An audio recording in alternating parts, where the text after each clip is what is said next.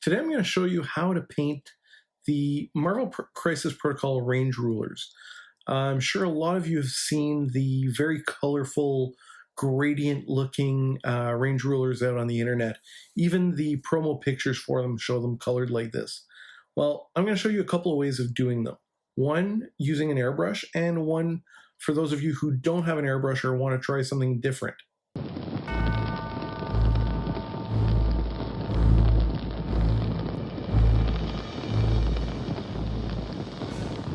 So I started off by priming it black. Then I'm grabbing some of this foam. You can grab foam from a blister pack or pretty much anywhere. And I'm taking little bits out just to make a more uneven, non-uniform texture.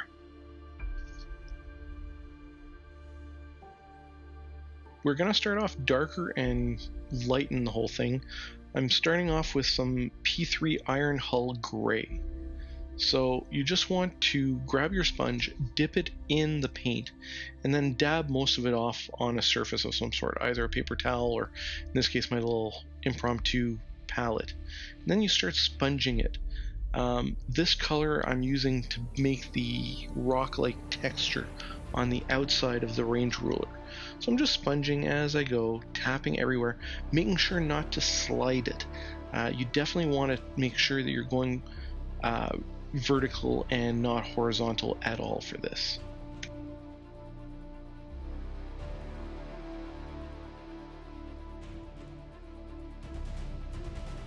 Once the outside is done, I'm doing the inside as well, trying to leave a little bit of a gap between the edges. This is just to make that gradient look, going from dark to lighter.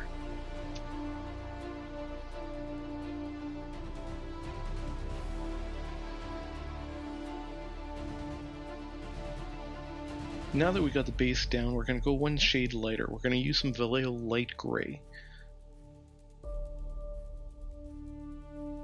You've got to be a little bit more delicate at this point because you just want to get the inside of the recessed area, trying not to touch the raised edges. I'm actually using a different piece of sponge at this point where I'm using just the corner of it to try to get the center of the range ruler.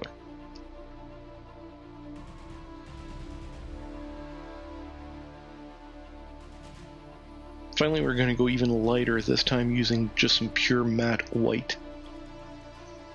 Again, you want to use the edge of the sponge at this point just to get the very center of the line.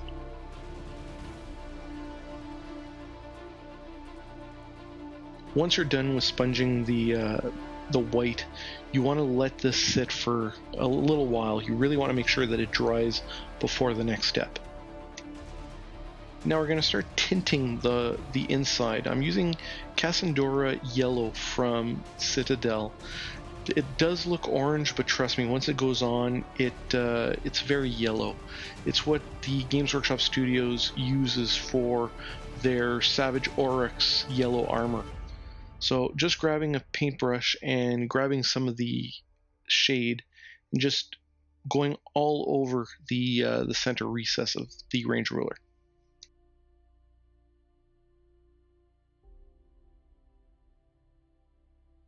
Just like in the previous steps, you'll want to make sure that this dries completely before moving on to the next step. Now to give it that green evil look, I'm using Citadel's Biel-Tan Green. What we're going to do here is we're just going to put it on the edge, right where the crevice and the higher raised areas touch, leaving some of the yellow in the center.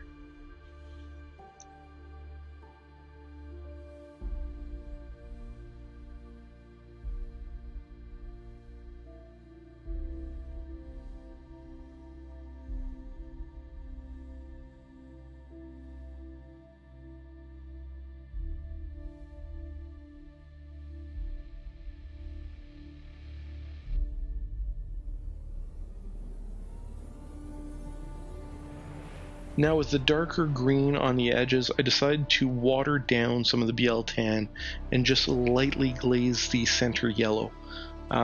it's just barely going to change the color at this point because of the water content diluting the pigments, but it does add, it ties everything together.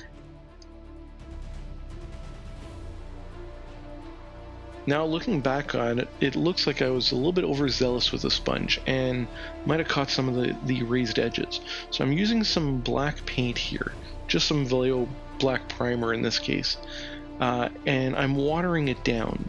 And what I'll do is just go over the areas that were lightened by the sponge or got a bit of the wash on it. The important thing here is to water it down. We don't want to paint the edges black, we just want to bring it back to the same look as the rest of the edges.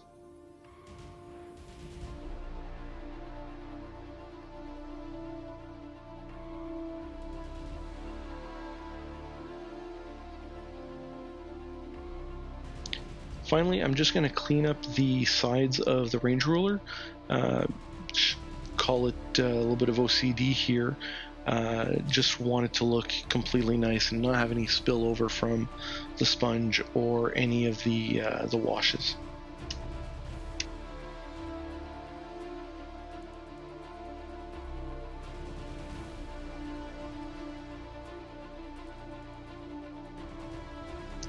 A pretty cool effect for just using a few shade paints. You can also use contrast paints if you prefer. Now, if you prefer using an airbrush or spray cans, you can create an entirely different look.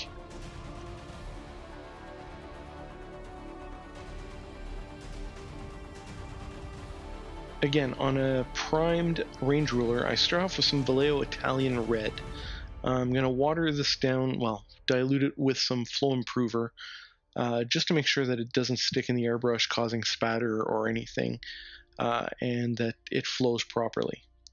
So we're just coating the entire thing with a light spray of the red. We want to get an even coat here.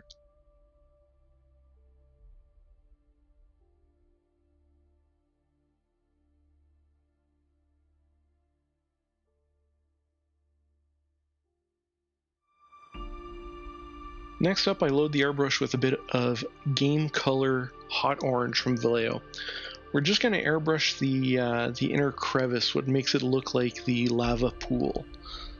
This will start the gradient to a lighter shade.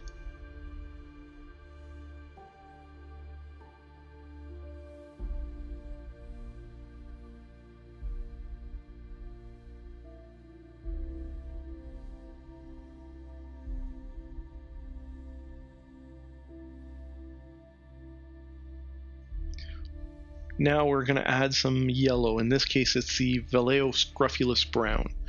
It's a nice yellow that coats very well, but you got to make sure that you thin it down in the airbrush or it'll clog up.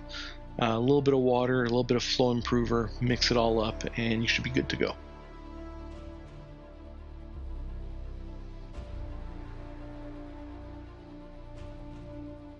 Looking it over, I got a little bit of overspray with the Scrofulous Brown, so I'm putting some more of the Italian Red just on the raised areas. That way its overspray will cause that gradient I want.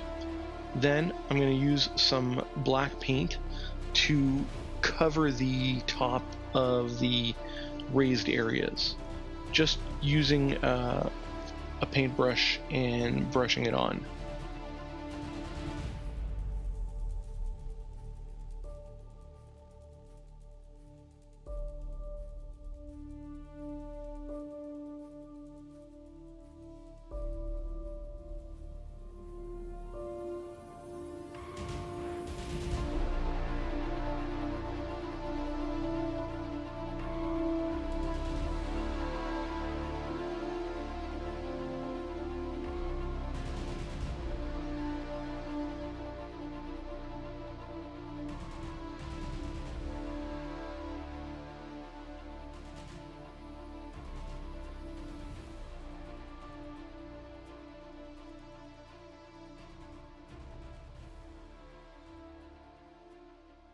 Well, you can achieve these really cool effects using a variety of methods.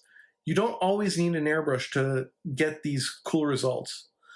Now, as I mentioned earlier, you could use some of the contrast paints from Citadel instead of the washes, or make your own washes using your acrylic paints and a acrylic medium such as Citadel's Lamia medium.